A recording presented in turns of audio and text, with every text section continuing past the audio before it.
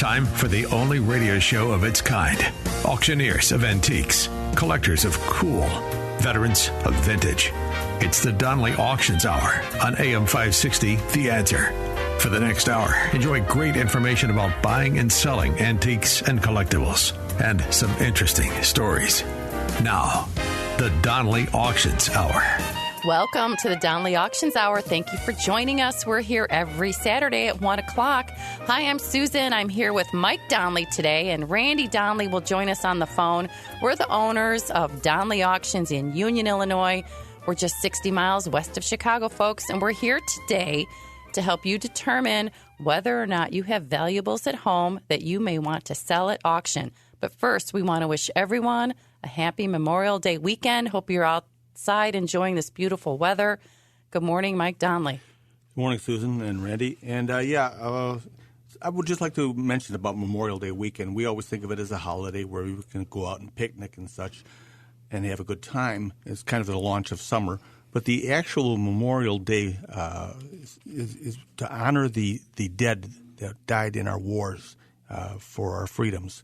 It started just after the Civil War, the American Civil War, by the Grand Army of the Republic, which was a veterans organization to honor the Civil War dead. And it was originally called Decoration Day. And it was made called Decoration Day because they would literally spread flowers and decorate the graves of the veterans. In the Memorial Day weekend wasn't in May. They could celebrate it. Local chapters could celebrate it whenever they wanted to.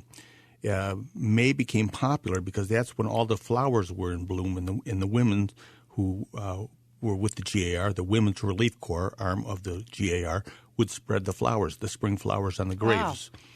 And after World War I, they decided, well, we can honor all the dead from all wars after. And starting World War I, then it's slowly changed to Memorial Day, and they focused on the May 30th, which was the last one of the last days of May, and that became Memorial Day weekend. I'll be darned. Well, thank you for that bit of information, and thank you to all of those who have served. As always, we appreciate your service. I did say that to a veteran the other day, and he looked at me and he said, "You were worth it." Wow, I had a tear in my eye after that. That was a good response for sure. But hi, Randy, you there? Randy's on the line with us today. He's out and about doing a million things. I'd like to jump in there and say that, so everybody understands, GAR was the Grand Army of the Republic, which was a veterans organization after the Civil War. So, a lot of people don't know what GAR necessarily was, but also GAR is highly collectible today because along with Civil War collecting, any of the actual Civil War items, the war that took place here in the States from 1861 to 1865, the GAR items are collectible on their own, highly. Well, speaking of the military and wars, we had the military auction last weekend, and we wanted to just give everyone a little bit of the highlights of how things went, what sold for great amounts, and things we're looking for our next gun and military auction coming up in a few months. So some of the highlights, Mike, do you want to start with some of the great things we sold? Yeah, I think on Saturday on the guns, the guns were sold strong with the prices for World War II and World War II American weapons like M1 Garands and carbines, the 1911 45 automatic pistols. Those are still very strong. I think you have some of the prices on. I do. The 1912 U.S. Army Colt pistol sold for $4,000. That's a good price. So that's a really good price, right? And then several of the rifles went anywhere from $2,000 to $3,000. So with that in mind, we are still consigning firearms to our next auction. You got to email us at consign@donleyauctions.com. Just send us some brief information and some photos, and we'll let you talk to Neil, our gun expert. Yeah, and I want to remind everybody, we are licensed firearm dealers, so we handle all the paperwork for you to help you sell your firearms legally and to reach the best audience to get the best prices for you. That's right, and one of Neil's main job is to ensure that the ATF is happy. That's correct. We told the line, yes. Boy, he is so strict. You make one wrong mistake on any form, boom, you got to redo it all.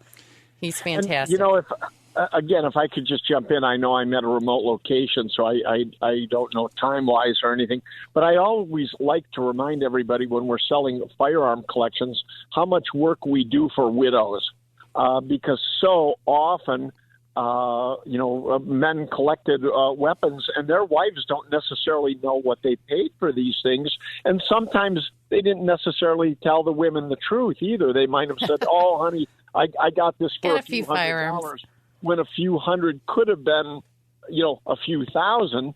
And ladies really need help so often to price these collections and everything, and they can't just let a bunch of people in the house and sell stuff off because, again, they won't know the value. That's what we can really shine and help, especially widows who unfortunately don't know the values and exactly how to sell these things. Is it okay to say that we're your guys when your husband dies, or no? Well, it is our slogan. I and think some people like it, all. Some people don't. But seriously, we take care of them. It's so true. Yeah. So again, give us a call at 815-923-7000, and we'll tell you how to get started. We'll even send Neil and or Randy out there to your home to pick up everything safely. So no worries there. Yeah, and then Sunday, the military portion of our auction, the World War II items, once again, they were strong, especially with the documented groups leading the pack. That Lieutenant Robert Kranz fighter pilot uniform, that brought $900, which was pretty good for that. I mean, that's the type of things you usually see hanging at garage sales for $10 and $15. Right. So they'll be happy with that. And the Africa Corps group, bring back by the Chicago and Charles Pica, that World War II veteran that sent it home from Africa. That brought, what, $4,500? $4,500 for that. Yeah, wow. But that was a great grouping. Well, and I'd like to say that, that was a small little box. It was a small cardboard box that a GI sent home from the war that had a helmet and a few bayonets and just a small smattering of items. And I'm telling you, those are the kind of boxes that people look at and say, oh, I don't know, $100, $200. They're guessing at their garage sales. And again, here it's selling for thousands of dollars. You cannot guess, ladies and gentlemen, on prices. You have to get these things evaluated. There's too much money at stake. And the documentation of that item, too. It had the original box that was sent home, where most people might look at that and say, oh, this is junk, and throw the box away. That helped the value tremendously.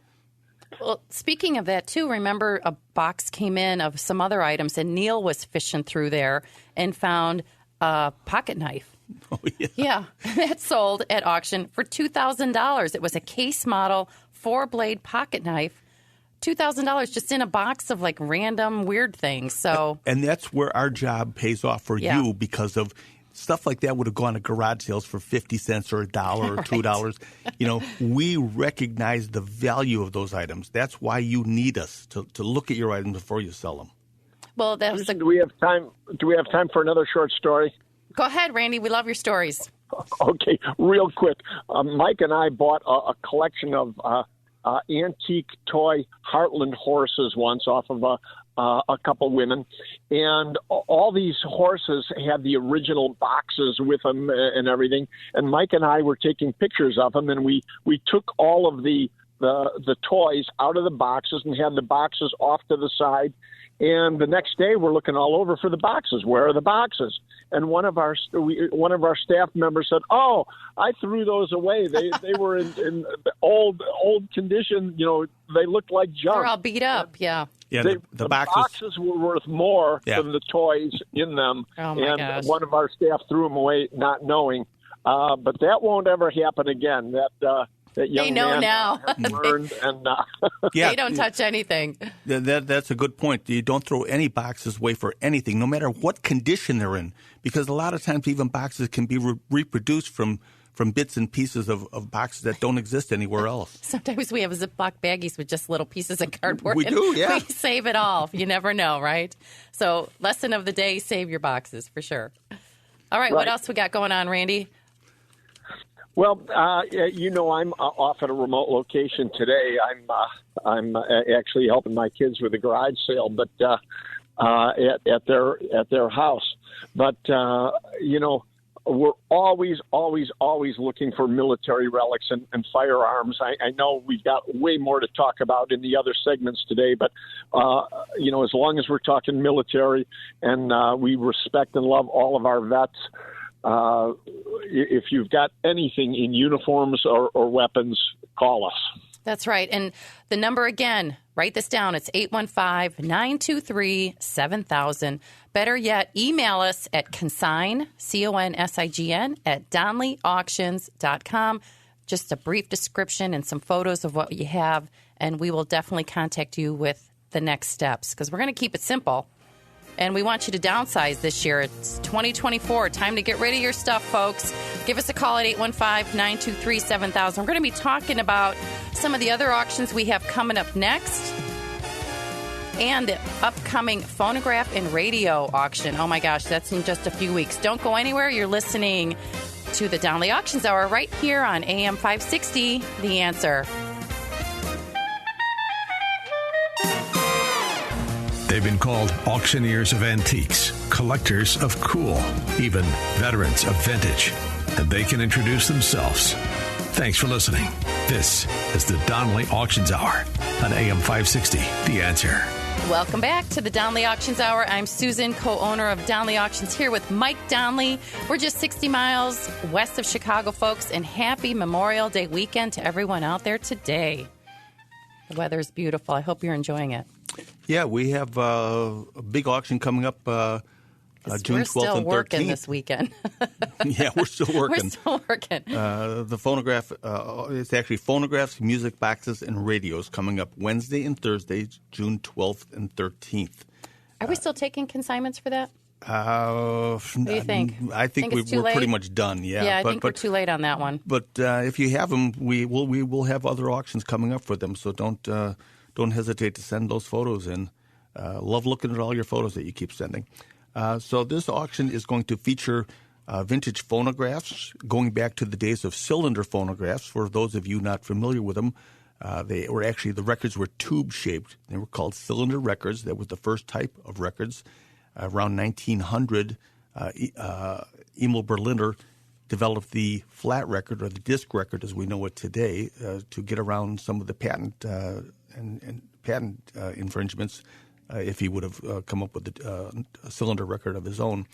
So the disc record was developed, and that's pretty much what everybody's familiar with today. They evolved into the vinyl records. But the phonographs we're going to be dealing with... Can I interrupt you real quick? Sure. I was just found something the other day that Emil Berliner's birthday was on May 20th. Oh, that's amazing. Okay. Just a little bit of information there that everybody needs today. All right, go ahead. I don't know how old he was, but he died in 1929. He was also the inventor of the helicopter. 78. He was also the inventor of the helicopter, too. Oh, no kidding. Yeah, so he had a very diverse career. Wow. So the phonographs we're going to be selling are anything from the cylinder phonographs from the late 1800s, evolving into the disc records, the ones with the horns that you might be familiar with if you've ever seen the Grammy. The Grammy Awards were modeled after an early horned phonograph, a disc phonograph. We will evolve then from the phonographs into radios. We have some very, very great early radios there. And then music boxes also. These are like the small jewelry music boxes that you have at home. These are giant. These are big. Play big steel discs. 27-inch round. Metal cylinders. Metal cylinders. Yeah. So the fun thing about phonographs and music boxes and radios is unlike most antiques, they play music. They're very useful. A lot of people refer to these type of antiques as talking furniture because of they're not only beautiful to look at, but they're very functional too. And you can still get a lot of great music, usually at garage sales and stuff to play on these phonographs. If you're under the age of, let's say, 50, you probably have never even seen one of these phonographs. And I really hope you go up on our website and take a look at them. And better yet, I would hope you would come to the auction just to see these and be able to experience them, because you'll get hooked on these and you'll want one for your own. I remember at the Wild West Town used to give demonstrations. That's correct. Of the phonograph. So maybe you could do that for us, too. We had my dad's phonograph collection there, and we started a lot of collectors on the path because, again, once you hear one, you got to have one. And I think you know about every song on all those records, too. I hear you. You played Well, them yeah, all the time. I was You grew raised up on with that them, music from right? a little boy. I was raised on it. So, Oh, my gosh. No, I was raised more on 45 RPMs, that's for sure. So, so some of the other things that are coming in, we just had talking about the music boxes. We have some very, very expensive music boxes that have come in. Now, music boxes, when they first came out, they were mainly for wealthy people. I mean, the average person couldn't afford one because they were a very expensive instrument. So we have one just came in a couple of days ago, and we've posted a picture of it on our website for you to take a look at. It's called a Stella Orchestrion Grand. Now, there's only 3 of these known, and this is one of the 3. This has been in a private collection for the last 47 years, and it came in with a few other music boxes out of the collection. The collection is being dissolved, and it is a once-in-a-lifetime opportunity. Now, I don't want to mislead anybody and make them think that, oh, you're going to grab this music box for $500 or $1,000. This is a very expensive piece, but it shows you the high end. It's just incredible. There's nothing like I've ever seen before. The thing is huge. How big is that? Do you know? It stands over 4 feet tall. That's amazing. I've never seen anything like it. We posted a picture with one of our girls standing next to it.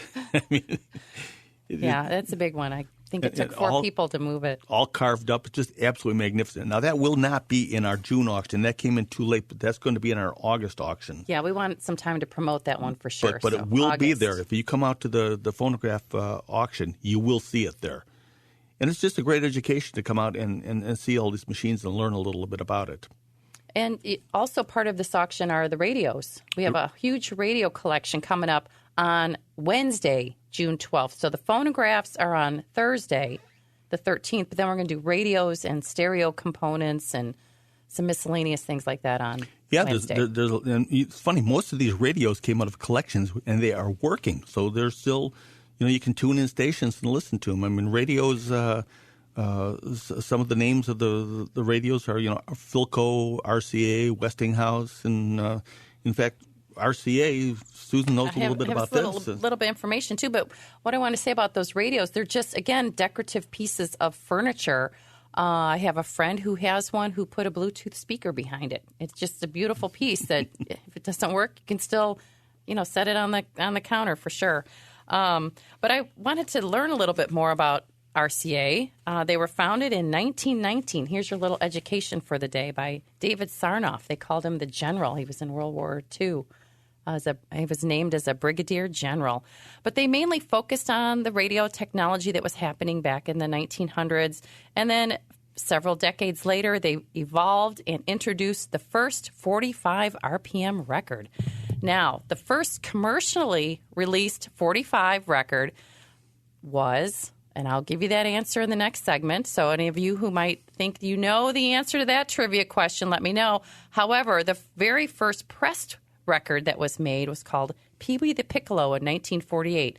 But the question of the day is, who was the first commercially released record in 1949? All right, that's that question. And speaking of records, we will have a record auction coming up later this year, too. We have literally hundreds of thousands of records, both cylinder and 78 RPM and 45 RPM records. We tell people, don't throw your records away. But it's kind of like a lottery ticket. Right. You can have 100,000 records, and there might be 5 that are worth money in there. But those that are worth money can be worth thousands of dollars. Let me tell you a little bit about that, because I didn't think we were going to talk about that. But I looked up the most rare and valuable 45 RPM records, and these are recent sales. A song called Do I Love You by Frank Wilson sold for $37,000. That's $37,000 for a record. But then the second highest one was Love Me Do by the Beatles, and that sold for $20,000. And, of course, my favorite is That's All Right by Elvis, sold for $11,000. So, again, you're right. It's like finding a lottery ticket amongst them all. And even those titles themselves, they were released many times. So you have to find them on the original specific labels and certain – there's Some always records there's pressing numbers on the records and such will add to the value. There's a lot that goes into it. So if you just find a Love Me Do, doesn't mean it's worth $20,000. That's right. We don't want to mislead anybody, but there's a lot that goes into that. But again, they're out there. Those records are out there, and they turn up at garage sales. I can't tell you how many times people come in, bring in stuff for the auction that they just picked up at a garage sale, and they'll laugh. Look at this! I just paid $5 for this, and a month later we're handing them a check for $500. That happened at the military auction. He found a helmet, a military helmet at a garage sale. I don't know, $15, and sold it for a lot. Yeah, it is just amazing. That's why you got to have stuff at auctions, and we'll talk about that later too. Yeah, we'll talk about why you should put things in an auction versus just selling it on eBay or in a garage sale or an estate sale.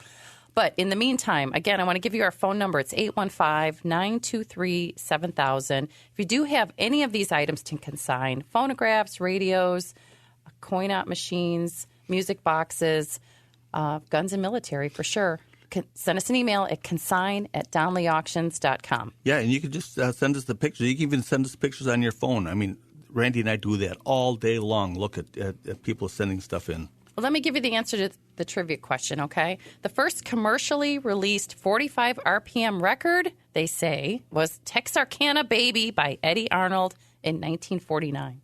Well, go check your 45, see if you have one there. You probably know that song, too. No. It's way too old for me. But anyway, radio's coming up June 12th. Phonographs and music boxes coming up June 13th.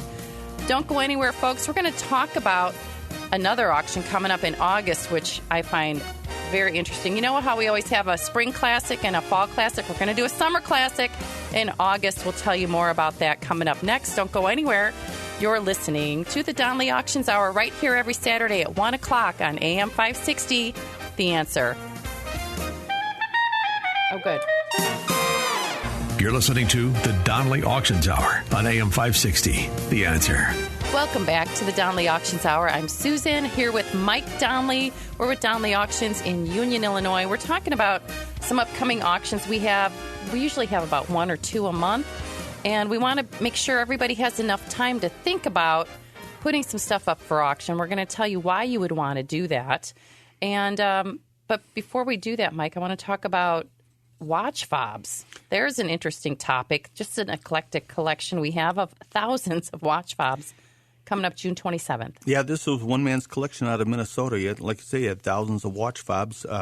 June 27th is an online auction only, so I think we will have a viewing day on it, but all the bidding will take place online. I think it's up already, isn't it? Yes. You can go and view it online and see all the Go to DonleyAuctions.com and you'll see all the watch fobs. Yeah, so for people that don't know what watch fobs are, I had to ask, yeah. It's kind of like, you have a key fob for on your keys. Well, pocket watches were in fashion before wristwatches in the mid to late 1800s, and you had a special pocket on your pants. If you look at your jeans today on the right-hand side, the upper side, that's a little pocket there. That was the watch pocket for your pocket watch. And if you had a coat or a vest, there was always a small pocket in there. So it was very difficult sometimes to get your fingers in there to pull your watch out. So you had a small leather strap with a decorative metal fob on it, much like your key fobs are today. They became very fashionable in the late 1800s up until the early 1900s. And they advertised different products, tractors, automobiles, sewing machines, anything. You could have a watch fob, but companies made watch fobs for any items. And they became collectible. And today there's literally tens of thousands of different watch fobs. In fact, there's actually a watch fob. There's a couple clubs. There's the International Watch Fob Collectors Association, and then there's the National Watch Fob in the Midwest one too. There's a Midwest. There's the Midwest one. There's several chapters. In Canada. And so, I mean, you can Google these things and learn more about them and come up on our auction site and you'll see them. I mean, and they sell all over the board. You'll be able to find a nice decorative watch fob for $10, and you'll go on up into the hundreds of dollars for watch fobs. What do you think, Mike, factors in the value of it? Is it what they're made out of, the company name, where the show was held? What do you think would be the value of it? I think certain products, early John Deere things will sell well. Any type of obscure products. when you get into the later ones where all the different machinery and tractors, there's literally hundreds of thousands, if not millions of some of those. So some of the real obscure products, I was looking at one the other day for some wheat company, milled wheat. And, those things sell for, $150. My favorite, I've been working on this collection too, and we just found some more, so we have a lot to add. But some of my favorite ones were with the locomotives on there. They have the trains and and that would have been the old Ford cars and that would have been popular among engineers and conductors and such to have a railroad watch fob on their railroad pocket watch. Okay, good to know. And pocket watches went out of fashion right at World War I because of they couldn't fumble around in the trenches for their pocket watch, so they actually took small women's pocket watches and soldered lugs on them and strapped them to their wrists, and that's how the wristwatch became fashionable. Come on, really? Yep, in World War I. Wow, I did not know that. It's good to know. But the watch fob auction is online only, and it's coming up June 27th, so you got plenty of time to take a look at the catalog. Right now we have about 1,000 items online. We'll be adding more, I think, or we're going to hold a second one.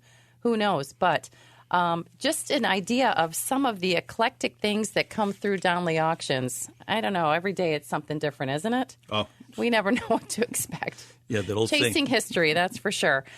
Real quick, we want to touch on one of my favorite auctions coming up. Friday, July 19th is the Sports Cars, Ferrari Signs, and Race Car Memorabilia auction in Lake Forest. Holy cow. What do you want to say about that? It's going to be unbelievable. I mean, if you want things for your man cave, you're never going to have an opportunity. Again, these are things that Mr. Mancuso has collected for many years through his dealership. I mean, and to be able to buy a Ferrari engine and put a glass top on it for a cocktail table, who's going to top that? Right. I mean, there's just some incredible in the signage these signs, and things. They're all pristine and immaculate condition. And then, of course, we have the Mario Andretti race car and the Tom Petty. Not Tom Petty. I have music on my mind, that's for sure. Richard Petty's race car. Mm-hmm. And it's a beauty. That came right out of the museum, Tom Petty probably too, did have a race car. Oh, my gosh. So we're looking forward to that. This one's going to be on site in Lake Forest, and it is invitation only because we can only fit like 50 people in there. Yeah, so you got to call us. It's on a Friday night, too. It's on a Friday night, yeah. I'm not sure of the time, but 6, 7 o'clock. It's only a couple hundred items. But, man, you guys got to come out and check this out. So email us at consign@donleyauctions.com or call us at 815-923-7000 if you want to be put on the guest list. And who needs a Ferrari today? I'm sure somebody out there. Everybody should have a Ferrari. It's on my wish list for my big birthday coming up. But anyway, that's happening at Donley Auctions in July. And again, I mentioned that we're having our Summer Classic in August. This is where we want to start getting some of these amazing coin-op machines and advertising pieces in for that. So we're still taking consignments for that. Email us at consign@donleyauctions.com. We're going to give you some more information on that coming up next. Anything else to add, Mike? Nope. All right, good. Thanks for listening, everybody. Don't go anywhere. We're not done yet. You're listening to the Donley Auctions Hour right here on AM 560, The Answer. Now, more of the Donley Auctions Hour on AM 560, The Answer. We're back with the Donley Auctions Hour. Thanks for sticking with us during that break. I'm Susan. I'm co-owner of Donley Auctions, here with Mike Donley. And we're located just 60 miles west of Chicago. And we have several auctions coming up this summer that we're inviting you to come on out to Donley Auctions in Union, 8512 South Union Road in Union, Illinois. Well, our Summer Classic, it's going to be our first Summer Classic. We have a Fall Classic and a Spring Classic, which handles all the coin-op machines and advertising and just really cool memorabilia. So we had so much stuff coming in, thanks to all the people that listen to our show, that we had to launch a Summer Classic because we're bursting at the seams with merchandise there. And it is just, some of the best I've ever seen is coming in. I'm looking at a list here right now. We're going to have the only known standing Mr. Peanut roaster. I think do we have that posted online already? Oh, we sure do. Yes. Oh, it is just the coolest thing. Why is it so rare? Tell us a little bit about it so people can get an idea of what it looks like. Well, it's a peanut roaster. It's huge. It's an advertising piece that was placed in stores showing Mr. Peanut, the iconic Mr. Peanut figure, standing by a miniature peanut roaster, all copper and nickel, and he's made to look like he's actually cranking the peanut roaster. So it's a mechanical device to catch people's eyes, but it is just beyond rare. It's the only one known, so it's going to be exciting to see what that goes for. We have pinball machines coming in. We've got slot machines coming in this week. We have more jukeboxes, advertising signs, the old porcelain signs and such like that. And in fact, one of the craziest things, but one of my favorite things just came in last week was the lifeguard stand from the Chicago Beach. It was from the 1950s. I did not see that. Oh, you haven't seen that back I haven't there? seen that yet. The big old wood lifeguard stand. Oh, come on, really? And there's a picture of the guy when he was the lifeguard. How old is it? It's from the 50s. From the 50s, okay. Yeah, so it's really cool. I'll be darned. For whatever reason, he decided to take the lifeguard stand home with him when he was done with his lifeguard duty. So here, nobody noticed that? So here Excuse it me, is. sir. What is that in your pocket? Oh, gosh. So here it is. So some of the other things we are looking for, obviously old cars and motorcycles, old gas and oil signs, gas pumps, advertising signs, coin-op games, pinball machines, slot machines, old soda machines, anything advertising. Well, anybody driving past the Wild West town, we're out in Union, there is a line of vehicles out in front, and people keep asking us, what is going on with all of those cars? Well, those were a barn find. You can give us some more information on that. And those are going to be coming up in our August auction as well. Mm-hmm. It's one man's collection, and we've got them out there on display right now. It's like 12 cars. Yeah, 12 or 13. Yeah, something.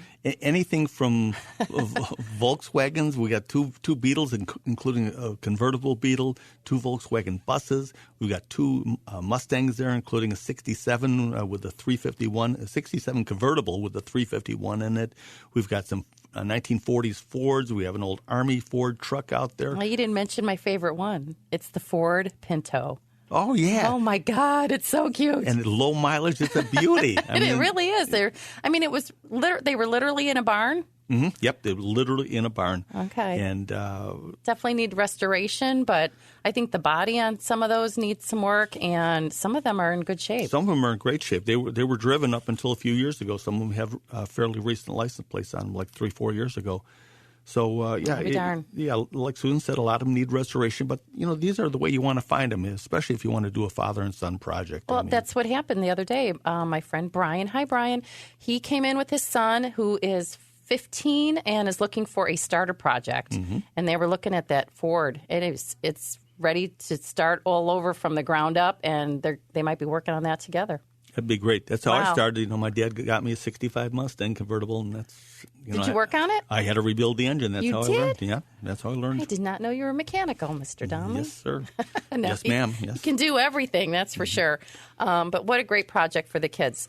And, well, we need people with those skills nowadays, too. So I'm encouraging you dads out there, come on out. Donnelly Auctions in Union, Illinois. So the Summer Classic is Saturday and Sunday, August 17th and 18th. So we are still taking consignments for that. In fact, our trucks have been on the road all week doing pickups. And we travel all over the place. I mean, we don't just stay around the Chicago area. We had the guys up in Green Bay, Wisconsin last week picking up phonographs and music boxes. And I think next week they got to go, or very soon we have to go down to South Carolina to pick up a big collection too. Oh, my goodness. So we are all over. So if you know people from other states even that need to get rid of their items, give us a call because we'll be happy to travel. Yeah, we'll be happy to travel. And, one thing we always need at our auctions is a bar and back bar. Oh, yeah. Yeah, so anybody who owns a saloon establishment and needs to get rid of stuff, these guys can dismantle a bar in no time. Yeah, I mean, people... They do it all the time like it's no big deal. Yeah, and a lot of these bars also went into homes. So, I mean, some of these big old man caves and such in the homes that are being disassembled right now. So they don't have to even come out of the original locations. We will come to your home and disassemble them, too. I know. You guys make it sound like it's like no big deal. And I see these big, huge pieces of wood being moved in and moved out, and it's just amazing the work we all do here at Donnelly Auctions. So if you have a bar, back bar, coin-op machines, arcade machines, pinball slots, cars, you name it, we can sell it for you. Send us an email at consign@DonleyAuctions.com or give us a call at 815-923-7000. I had a gentleman yesterday. He was just frustrated and couldn't send the pictures in an email. I said, stop. Don't worry about it. Send them to me in a text. We'll figure it out. Whatever is easiest for you. We try to keep the process very simple. Give us a call. We'll walk you through the next steps. And, of course, we're very honest. We'll tell you right up if we can sell it or not and its value. But don't go anywhere. We're going to talk about why you should put items in an auction. Don't go anywhere. Donnelly Auctions. AM 560, The Answer. The Donnelly Auctions Hour continues now on AM 560, The Answer. We are back with the Donnelly Auctions Hour talking about items you may have at home that are of value that you might want to put in an auction. I'm Susan here with Mike Donnelly. Randy Donnelly's on the phone. Hi, Randy. Hey, Susan and Mike.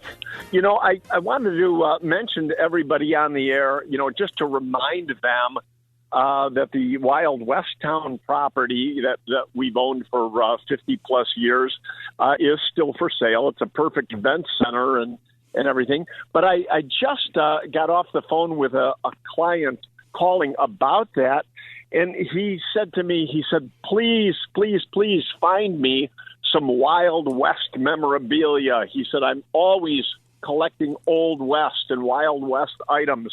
And even though we're promoting to all of our friends, in the Chicago suburbs and everything, we do go in all 50 states now.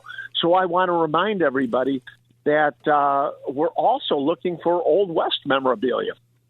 Yeah, and this particular client you're talking about, I know who you mean, and he is not looking for nickel-dime stuff. He wants the best of the best. So if you have the best of the best, he's, Well, exactly, Mike. I mean, if you had Wyatt Earp's pistol or Buffalo Bill's saddle or I mean, really high-end good stuff, I mean, we have clients, and he's not the only one. I mean, we have clients for that. And I will say in all antique collecting today that the best is always still bringing big money, whereas middle of the road and average items, it's getting harder and harder to sell because there's too much of it flooding on the market. So always the best. Well, yeah. Randy, you bring up a good point, too, because we're always asking for consignments. What do you want to sell? And, hey, we got stuff you want to buy. But we should also be encouraging people, if there's things they're looking for, let us know, because we have eyes out there on lots of different things in different places. Well, we certainly do. I got a call from a gentleman to alert me to the fact that somewhere in the Chicago area there are 2 early Evanston license plates floating around for sale. Now, somebody's trying to sell these, and they don't know where to go. These are from like 1906, 1908. These are very early license plates, and they're worth thousands of dollars. So I'm appealing, if you hear us, if you know who this person is, have them call us. We don't want them to find out later that they sold them for $50 and they were worth thousands of dollars. Well, tell them about our license plate auctions we've held lately. Oh, we're the place to go. We've set the world record for license plates. I mean, in our last auction, we sold a St. Louis one for, I think, $15,000. We sold a couple number one, 1928, 1931 Illinois plates number one for $6,000 each. Mm-hmm. I mean, early license plates are worth a lot of money. So if anybody knows where these Evanston license plates are, please call us. And that's why we want to talk about why you want to put them in auction, not sell them on eBay. Do not put them in a garage sale. Yeah, eBay's fine, but it's a lot of work, and you're going to end up spending 20% at least. And all your time. And if you don't have the knowledge how to describe these things and where to market them, you will lose money. We're your guys, that's for sure. Again, just to even keywords can cost you thousands of dollars if you don't know the right titles. Right. Oh, good point. Yes, because people search by certain words like Mills and stock ticker and coin op, things like that. But don't go anywhere, folks, because I want you to tune in next week. We're going to have another interesting show about our upcoming auctions. And you're listening to the Donnelly Auctions Hour right here every Saturday on AM 560. But for now, I'm Susan. I'm Mike. I'm Randy. And we'll see you at the auction.